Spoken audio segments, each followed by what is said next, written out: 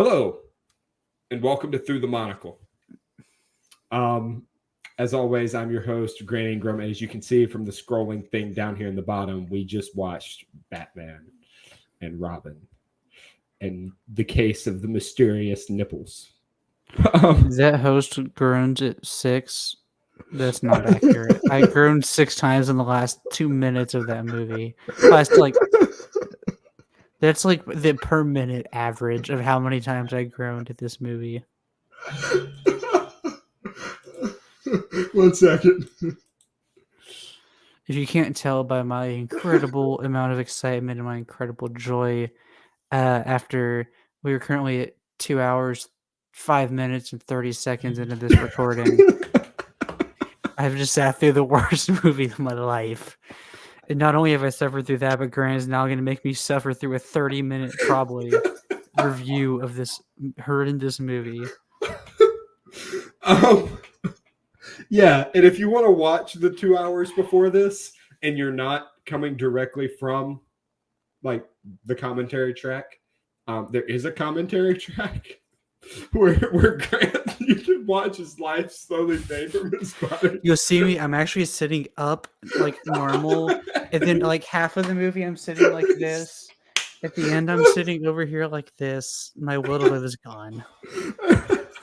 He's starting to look like Alfred in that movie as it went along. I'm in the gutter currently. My MacBook almost died. It's sitting on a mason jar. So I could watch the movie. I normally have it plugged in through a USB-C cable into the back of my monitor. But it almost died. It's fine now, but I don't feel like switching it. It's not going to affect the recording in any way. This movie sucks. The Rotten Tomato score of this movie is 11% critic and 16% audience score, and that is abominably too high. I don't know that I've ever seen you this mad at a movie. In all of our years of watching movies. It's not even mad. I just don't want to be here. You just made me sit through 2 hours on this in a recording, and then you're like, let's go ahead and do the review. The movie's bad, guys. This is straining friendships right now. Not really. But... I'm dying. I'm sorry, George. I'm sorry you had to sit through this. George is just like the casualty of this movie. Mm-hmm. This is a shirt from Ford's Garage. It's got craft beer and prime burgers on it. If I was old enough and ever wanted to drink, I would need one at this point. I told you, I'm like, dude, this is a bad movie. You're gonna want your alcohol for this. And he's like, he's like, I'm never going to drink. And I'm like, no, I'm not either. But like, you're gonna want to after this. I'm sorry, I've laughed so hard, my sinuses are having issues now. That movie was so bad. Mm-hmm. Imagine a movie with dialogue written by George Lucas, but and then making it 10 times worse. It was, and then another 10 times, and that's what the dialogue is like in this movie. Yeah. So this movie was written by Akiva Goldsman. We talked about him a little bit in the commentary track, but I'm just going to read you some other movies that Akiva Goldsman wrote. He wrote A Time to Kill in 1996 with Samuel L. Jackson, Sandra Bullock, and Matthew McConaughey, and Kevin Spacey, which was nominated for a Golden Raspberry. Worst written film grossing over $100 million. Didn't win it. Then he wrote this, nominated for a Golden Raspberry for worst screenplay. And he wrote Lost in Space, Practical Magic, and then he won an Oscar for A Beautiful Mind. Before Didn't writing have a beautiful mind when he was writing this one. Gosh. And then he wrote things like I, Robot, The Da Vinci Code, I Am Legend, Transformers, The Last Night, The Dark Tower, and he's on the current untitled Constantine sequel. Yeah, so he's written some things. This is one of them, though I'm pretty sure most of this movie wrote itself, and it was Arnie that wrote it. For example, take 2 of these and call me in the morning.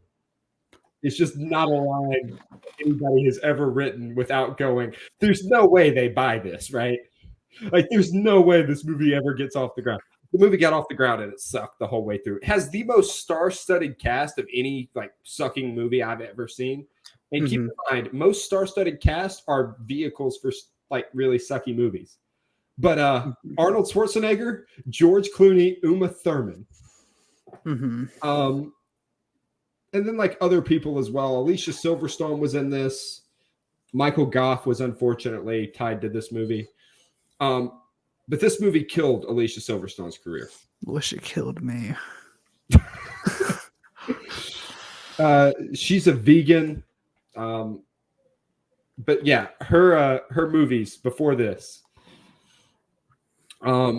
She just starred in True Crime. She was in The Babysitter. She was in Clueless. Clueless was her breakout. And then I was clueless about that. Then she did this. And afterwards she did stuff. But like she was in the second Scooby-Doo movie as just a random person. She's in a lot of things as people who aren't like part of the thing. Like she's uncredited and stuff. If you're in things and I think it's fair to say a way you could describe what this movie did to her career is that's a lot of damage. You could say it her career was meteoric, but then it crashed. Like what actually killed the dinosaurs? It was not the Ice Age, people.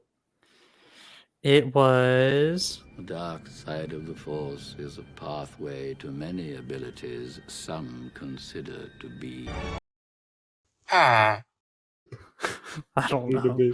I have lost my mind. I have lost mine as well. This movie is awful. Grant, what was your favorite part of this movie? The end. Really? Yes. I think mine had to be the bat hockey match at the very beginning where they had the ice skates coming out of their shoes and they were all playing hockey with a diamond. Again, in things that kind of write themselves, but then you're like, who the heck wrote this?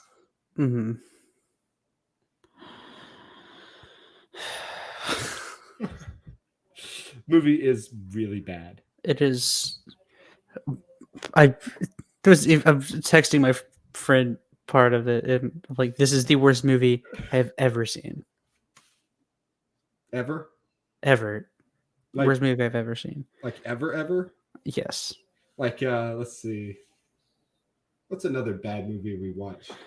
It's worse than, I don't even know if we're going to know this, but do you know Impractical Jokers? Yes. There's a video of like Murr's first ever movie that he made when he was like 16. It's on YouTube somewhere. It's an abomination. This is worse. Is it as bad as Farce of the Penguins? This is worse than that. This is worse than Farce of the Penguins. Farce of the Penguins is actually funny in some spots. So, like, I mean, this is. Sometimes the elements get the best of them.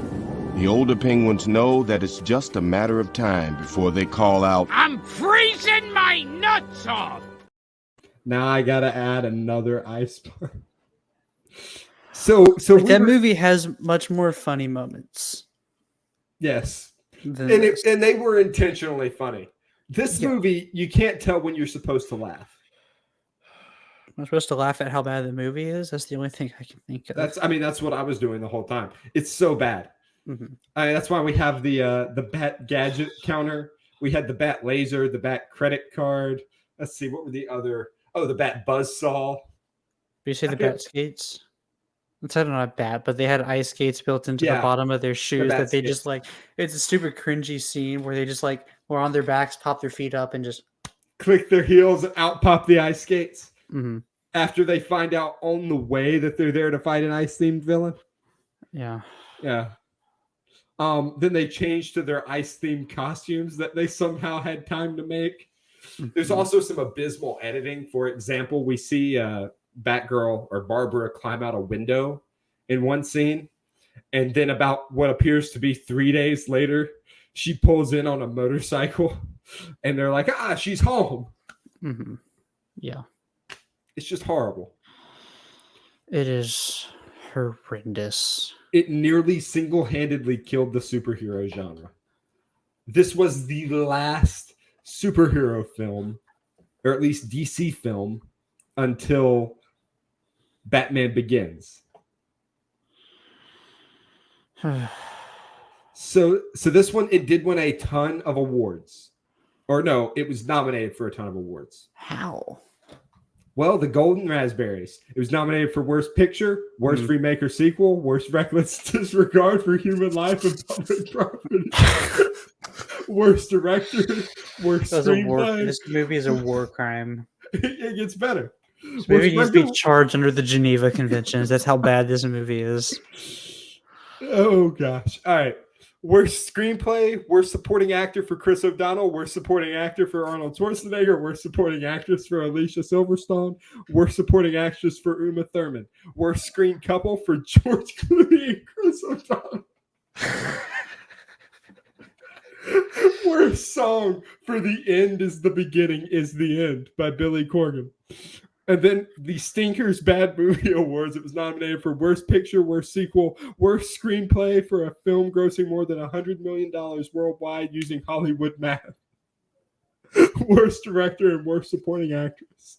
And it only won the Worst Screenplay for a film grossing more than $100 million worldwide using Hollywood math. The Worst Director, Worst Supporting Actress.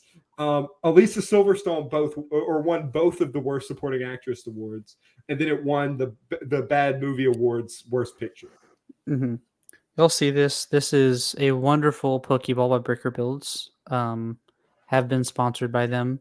Not just saying this is great because we were sponsored. This is actually great. It was a great little build. I wish this was an actual Pokeball and I could go inside of it and just not have to worry about watching something like this ever again. Yeah, and if you look in the background, by the way, there are like Batarangs, also by Bricker Builds. Yep. Use promo This code is Much Talk. Newer one. This one's the 89 one, I think. Mm-hmm. Yeah, that is. That's a movie. It was a good movie. Mm-hmm. Oh, you're talking about the other one? The other one's one. Dark Knight. The Dark Knight. Mm. Fantastic movies. Mm-hmm. This movie is take everything good about those movies and then make it crap, and then that's this movie. So there was supposed to be a sequel. So during the filming of Batman and Robin, Warner Brothers was impressed with the dailies, prompting them to immediately hire Joel Schumacher to return as director for a fifth film. However, Pokeball, take me.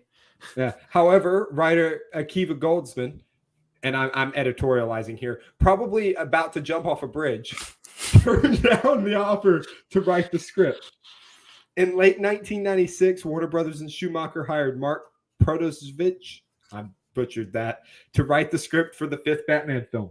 A projected mid-1999 release date was announced. The LA Times described their film as continuing in the same vein with multiple villains and more silliness. Titled Batman Unchained, that guy's script featured the Scarecrow as the main villain, who, through the use of his fear toxin, resurrects the Joker as a hallucination in Batman's mind. Harley Quinn would appear as a supporting character written as the Joker's daughter, which isn't weird at all. Schumacher approached Nicolas Cage to portray the Scarecrow while he was filming Face Off, and Courtney Love was considered for Harley Quinn, which is cool because she is a murderous psychopath.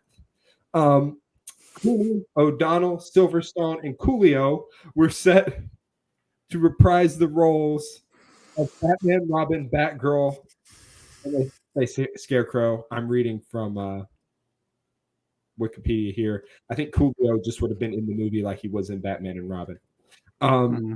It was hoped that the villains from previous films would make cameo appearances in the hallucination caused by Scarecrow, culminating with Jack Nicholson reprising the role of the Joker.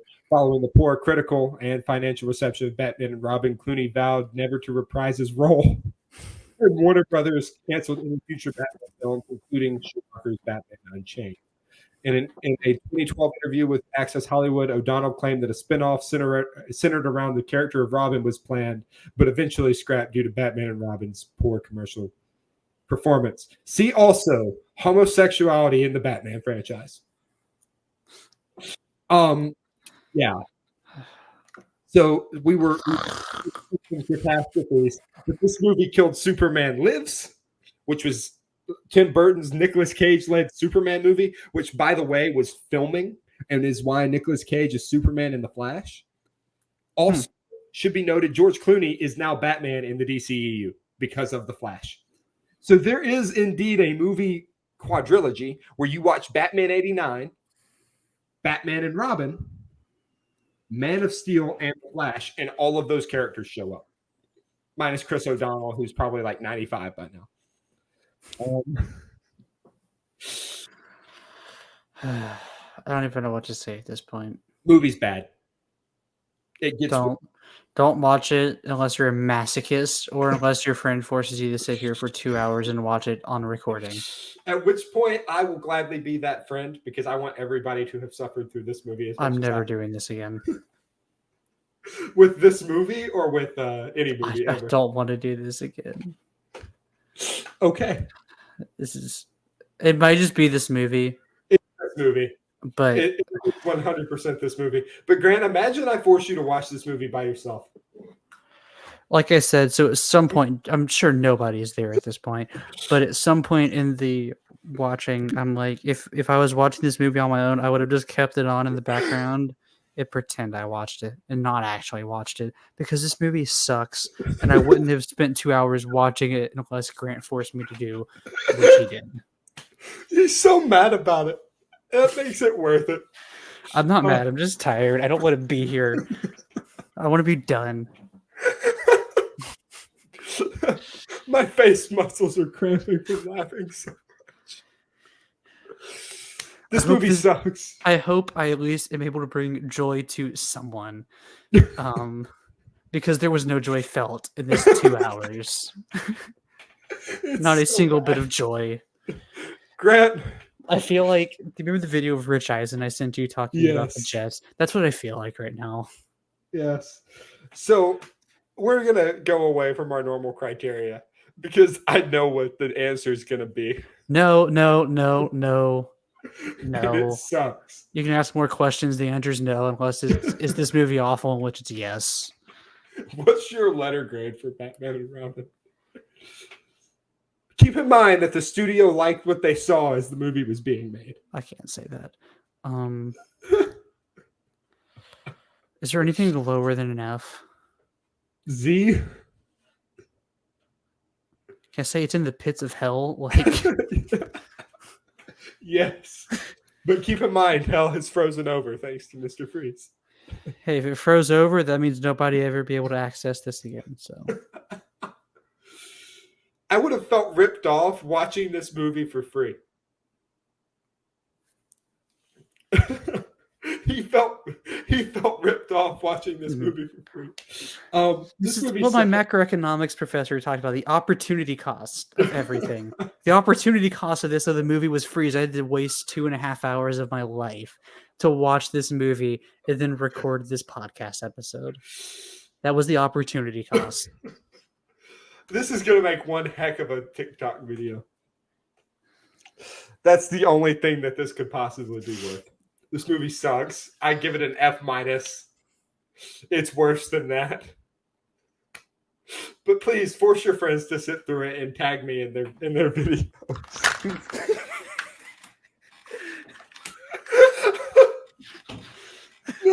So uncivilized.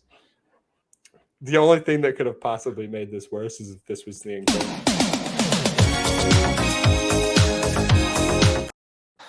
Just rickrolled us at the end.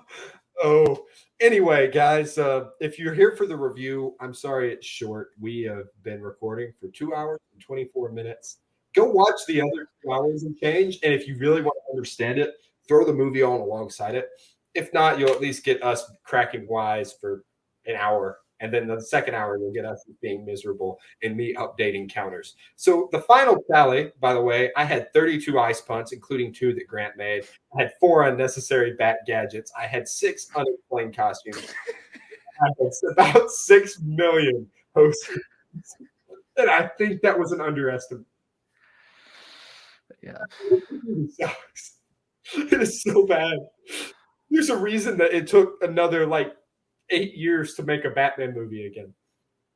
And there's a reason it had to be so dramatically different where nobody would show up. Yes, because this is. I was talking to the mic. This is an abomination. Again, I'll say it as many times as I have to. It's an abomination. It's awful. It just sucks. It just sucks. Mhm. I'd rather spend 2 hours pulling individual hairs out of my head than watch this again. That's got to be the the TikTok stinker. I can't even talk English. That's got to be the TikTok stinger. And we don't tell them what movie it is. The first TikTok video is just us being like miserable. All right. So, if you enjoyed this for some sadistic reason, please give us money because otherwise we're volunteering to torture ourselves. You can do that by going to patreon.com/theculturednerd. And there are different tiers for different shows.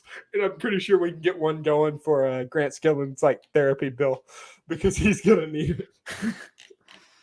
As always, I've been your host, Grant Ingram, and I've somehow survived this as the co-host. Thank you to each of our Patreon supporters. Truly do appreciate you. I don't appreciate Grant right now. Thank you to Jose for the logo and Taylor for the intro. Yep. And thank you, the viewer, for suffering along with us. If you did, and if not, screw you, because we did this for you guys. If you enjoyed this for some reason, leave a like, please, and subscribe, please. Well, if we get, I'll go ahead and say it. If we end up with 30 subscribers by next month, we'll do another one of these. Grant's going to create a bunch of bot accounts to subscribe. I'm absolutely going to just ask people crap. to sub. Anyway, if you enjoyed the Cultured Nerd content or you want to check out the Cultured Nerd, as we are a part of the Cultured Nerd Podcast Network, you can scan that QR code there on the left. And if you want to check out our other stuff because you think we're just lovely and entertaining, first off, you need some therapy yourself. And second, you can do that by scanning the QR code on the right. Some of our interviews are also on this YouTube channel. And yeah, that's about it. Thank you for joining. Next week, we'll talk about something. I don't know what yet. And then next month, we'll be talking about Martin Scorsese and his films. All right. Have a good one. We'll see you next time.